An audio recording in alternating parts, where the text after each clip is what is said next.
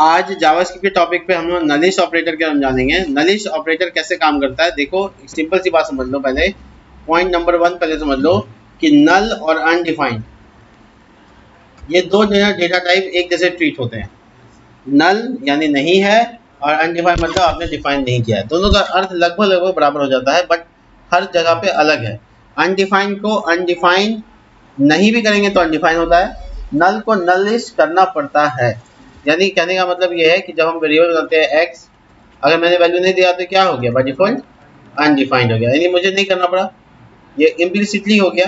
But मुझे अगर यहाँ पर नल करना है तो मुझे लिखना पड़ेगा सिंबल। तो इसी में दोनों में ये बेसिक अंतर है, इसके अलावा भी अंतर है, लेकिन अभी कॉमन चीजें देखते हैं कि नलिश ऑपरेटर क्या काम करता है। तो जब दो बार क्वेश्चन मार्क लगाए तो उसे कहते हैं हम लोग नलिश ऑपरेटर, नलिश क्वाइसलिंग ऑपरेटर। इसमें हम लोग बेसिकली नल और अनडिफाइंड को एक जैसा ट्रीट करेंगे। नल और डिफाइंड यहाँ पे एक जैसा ट्रीट होगा, और ये हम लोग इसलिए करते हैं ताकि हम लोग एक कंडीशन लगा सके कि अगर ये नहीं है तो ये डाल दो। इसका क्या मतलब है, इसका मतलब ये है कि जब हम लोग इसका मतलब ये है कि जब हम लोग जावास्क्रिप्ट के अंदर में, मैं आपको करके दिखाता हूँ, जावास्क्रिप्ट के अंदर में ये सारी चीज़ें हटा देते हैं जो लास्ट टाइम में किए थे। जावास्क्रिप्ट के अंदर में अगर मान लो किसी वजह से फर्स्ट नेम नहीं है मतलब अनडिफाइंड है, ठीक है, तो मैं ऐसा प्रिंट आउट लिख सकता हूँ कि देखो ऐसा है कि फर्स्ट नेम अगर नहीं है तो फिर कुमार लिख दो, ठीक है। तो ये बेसिकली क्या हुआ, फर्स्ट नेम अगर नहीं है तो कुमार आ जाए। तो ऐसी जगह पे हम लोग ये और वाला काम करते तो भी सेम का आउटपुट आता। इसमें क्या था, फर्स्ट ट्रूथी वैल्यू ढूंढता और ये वाला फॉल्सी वैल्यू है और ये ट्रूथी है तो ये प्रिंट होता। ये सेम चीज नलिश भी करेगा, लेकिन दोनों में अंतर है और वो अंतर जानना जरूरी है, क्योंकि देखने में दोनों एक जैसा, काम करने में दोनों एक जैसा है, बट एक जगह पे दोनों अलग अलग हो जाएगा। देखो क्या है, मान लो कि अगर फर्स्ट नेम नहीं है या नेम नहीं है, इसके और भी अल्टरनेट से मैं दिखाता हूँ। अगर नेम डिफाइन नहीं है तो नेम डिफाइन नहीं है अगर, तो गेस्ट डाल दो। क्या डाल दो, गेस्ट डाल दो। अब इसको प्रिंट करते हैं, ठीक है। तो ये जो नेम ना होने पर ये वाला स्टोर हो जाएगा। ऐसे इसको कंटिन्यू कर सकते हो, जैसे एफ नेम नहीं है, लेट एल नेम नहीं है, ठीक है। तो एफ नेम यहाँ लिखा, एफ नेम नहीं है तो एल नेम नहीं है तो वही बात हो गया, ठीक है। यानी एफ नेम अनडिफाइंड है या नल है, एल नेम अनडिफाइंड या नल है, दोनों चीज ट्रीट हो रहा है, अनडिफाइंड भी नल भी सिमिलर ट्रीट हो रहा है। उसके बाद जो तीसरा वैल्यू वो प्रिंट हो जाएगा। मैं आपको आउटपुट दिखाता हूँ। लेकिन अगर कोई बीच में डिफाइंड हो जाता, जैसे ये कुमार होता, तब क्या होता, कुमार प्रिंट होता, फिर आगे वो चेनिंग को लेकर आगे नहीं बढ़ता। ये तो हम लोग समझ गए। थोड़ा सा इससे डिफरेंस क्या हो सकता है वो समझते हैं। अगर मैं इसकी जगह पर इस स्थिति को, सेम चीज की स्थिति को मैं और से करूं, जो कि फर्स्ट ट्रूथी वैल्यू ढूंढता है, तो क्या मुझे आउटपुट में डिफरेंस आने वाला है? नहीं, एग्जैक्टली सेम आने वाला है, राइट। अगर मेरा कुमार यहाँ पे अनडिफाइंड होता है या नल्ली फॉल्सी होता तो क्या आता, गेस्ट आता। एग्जैक्टली काम कर रहा है, मतलब मुझे क्यों अलग पढ़ना है तब, क्यों, क्या वजह है कि मुझे अलग पढ़ना है, मैं आपको दिखाता हूँ अलग। ऐसे ही अब मैं आपको यहाँ पे ये सब कमेंट करके एक नए कंसेप्ट की तरफ ले जाता हूँ, दोनों के डिफरेंस को बताने के लिए। देखो मैं लिखता हूँ लेट हाइट अगर 0 है तब मुझे अलर्ट चाहिए। हाइट अगर 0 है यानी अनडिफाइंड है, मतलब फॉल्सी है, तब मुझे 300 हाइट मानो। मैं यहाँ पे स्टोर कर लेता हूँ, अच्छा रहेगा, ऐसे दोबारा करने से मज़ा नहीं आएगा। तो यहाँ पे लिखता हूँ height is equal to height 180।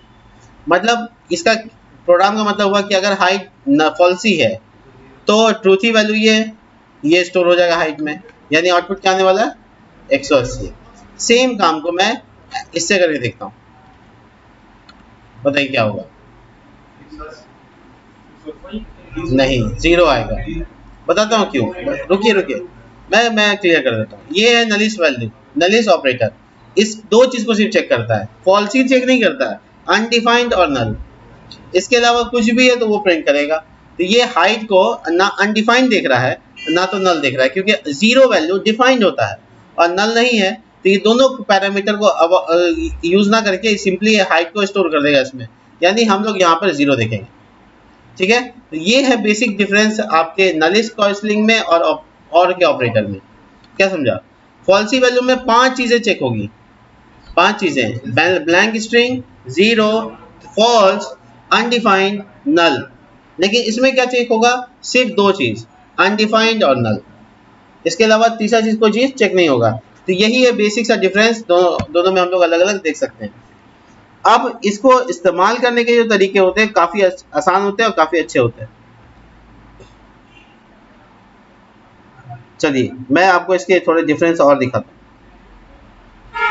अगर मैं एरिया निकालना चाहता हूं, अब थोड़ा सा मामला अलग होगा। देखो, अगर मैं एरिया निकालना चाहता हूं, फॉर एग्जांपल मेरे पास हाइट नहीं है, एरिया निकालने से पहले मुझे हाइट चाहिए, सॉरी स्पेलिंग, हाइट नहीं है, क्या है? नल है।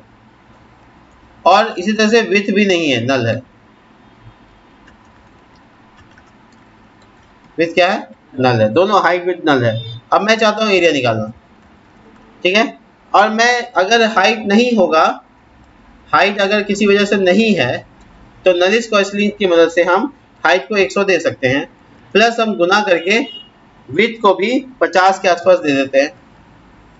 ठीक है, क्या एक्सपेक्ट कर रहे हो? रिजल्ट क्या आएगा? Alert alert alert area. ठीक है, देखो क्या आ रहा है? 500। बट मैं अगर ये ब्रैकेट को हटा दूं, ब्रैकेट को मैं क्या कर रहा हूं? हटा देता हूं, ब्रैकेट नहीं देता हूं, तो अब आपका डिजायर्ड वैल्यू नहीं आएगा। क्यों नहीं आएगा? Because of operator presidency. यहां पर ऑपरेटर प्रेसिडेंसी के हिसाब से गुना पहले होगा, क्योंकि इसकी प्रायोरिटी हाई होती है और नलिश कॉइसलिंग की प्रायोरिटी एनी हाउ से कम होगी। तो इसका मतलब है कि पहले गुना हो जाएगा विथ के वैल्यू के साथ और उसके बाद हाई। आपका डिजायर वैल्यू 0। क्यों? क्योंकि ये वाला काम पहले हो गया। अगर आप ऐसे एक लाइन में अरिथमेटिकल ऑपरेशन भी करते हैं और नलिश कॉइसलिंग भी डालते हैं, तो आपको ब्रैकेट फर्स्ट का यूज करना पड़ेगा। यानी किसी बात में क्या कौन पहले होता है? ब्रैकेट को पहले करना है, राइट? तो नलिश कॉइसलिंग का प्रायोरिटी बढ़ा दिया और गुना का जो प्रायोरिटी वो घटा दिया, प्रॉब्लम सॉल्व हो गया। इधर का वैल्यू 100 आया, इधर का वैल्यू 5 है, सॉरी 50 आएगा, और वैल्यू आउटपुट 5000 आ गया। इसका मतलब है आपका सही से काम करेगा। बट अगर आप विदाउट ब्रैकेट जाएंगे तो आपका काम नहीं करेगा। इस बात को आप ध्यान से लिख लीजिएगा, कॉपी में समझ लीजिएगा। अब क्वेश्चन आए तो समझ लीजिए, कोई प्लस का ऑपरेटर है, माइनस का ऑपरेटर है, कोई भी अरिथमेटिकल ऑपरेटर है, वो सब की प्रेसिडेंसी नलिश कॉइसलिंग से हाई ही होगी। तो अगर वो हाई होगा तो पहले वही हो जाएगा, जिससे हमारा आउटपुट गलत आ जाएगा, रिजल्ट गलत आ जाएगा। ठीक है, तो हम लोग को ध्यान रखना है कि जब हम एक लाइन में अरिथमेटिकल ऑपरेशन और एक लाइन में उसी लाइन में नलिश कॉइसलिंग डाल रहे हैं तो ब्रैकेट का ध्यान रखना पड़ेगा। ठीक है, इसके अलावा आपको एक और चीज मैं बताता हूँ, सिंटेक्स के एरर आते हैं, उससे कैसे बचेंगे। देखो, सिंटेक्स के एरर आने से बचने का तरीका मैं बता दूं। लेट मान लो x = 1 डाल दिया मैंने, और एंड का साइन लगाकर मैंने लिख दिया 2 और नलिश कॉइसलिंग डाल दिया 3। बताइए क्या हुआ? सॉरी, लेट का t let, क्या हुआ बताइए? मैंने तो कुछ गलत नहीं किया, मैंने कहा कि जब फॉल्सी वैल्यू मिलेगा उसको प्रिंट कर देना। एंड में तो फॉल्सी वैल्यू ढूंढता है, ये पहला वाला ट्रूथ ही वैल्यू है, दूसरा वाला आपका यहाँ पे नलिश कॉइसलिंग होगा। ठीक है, तो इसकी वजह ये है कि यहाँ पे सिंटेक्स एरर आ गया। मतलब अगर आप प्रिंट आउट करना चाहेंगे तो शायद नहीं कर पाएंगे, सिंटेक्स एरर हो गया। इससे बचने का एक ही तरीका है, आप इन दोनों को एक घेरे में ले सकते हैं ऐसे। ठीक है, अब ये फॉल्सी, ये वाला को मिला नहीं, ट्रूथ ही वैल्यू है, फॉल्सी ढूंढ रहा है, ये मिला नहीं, तो क्या वैल्यू ऑपरेट होगा यहाँ पे? 2 होगा। 2 नलिश कॉइसलिंग के साथ काम करेगा तो क्या आउटपुट आएगा? 2 ही आएगा। बहुत बढ़िया। क्यों? क्योंकि पहला वाला ही वैल्यू ना अनडिफाइंड है ना नल है, ना अनडिफाइंड है ना नल है। ये एक दूसरा केस है जिसमें आप सिंटेक्स एरर कर सकते हैं, इसलिए मैंने पहले ही आपको बता दिया कि इसमें ब्रैकेट का इंपॉर्टेंस बढ़ जाता है। ठीक है, कोई दिक्कत नहीं है। आप एक शॉर्ट हैंड समझो, बहुत सिंपल सा बात समझो।